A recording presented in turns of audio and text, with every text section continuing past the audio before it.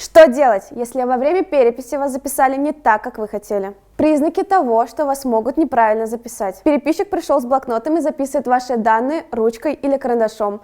Переписчик должен быть в жилете и со специальным планшетом. Переписчик не задал вопросы о национальности, родном языке и заявил, что эти данные уже внесены. Эти вопросы переписчик должен задать обязательно. Вам пытаются навязать чужую национальность. К примеру, башкирский мишарин, сыбыр и тому подобное. Переписчик не имеет права навязывать вам ваш ответ. Что делать в этой ситуации?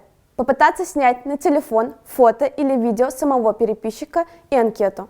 Также проверить данные, которые были внесены, и попросить при вас нажать кнопку «Завершить». Если вы сомневаетесь в достоверности данных, записанных переписчиком, проверьте внесенные данные через портал госуслуг. В пункте 13 «Какими иными языками вы владеете?» указываем татарский.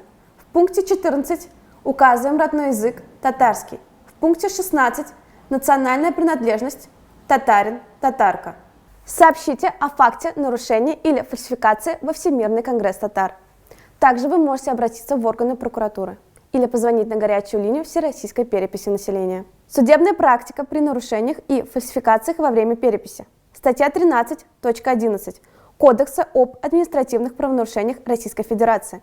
Часть 1 этой статьи предусматривает наложение административного штрафа на физических лиц в размере от 2000 до 6000 рублей, на должностных лиц от 10 тысяч до 20 тысяч рублей, также на юридических лиц от 60 тысяч до 100 тысяч рублей.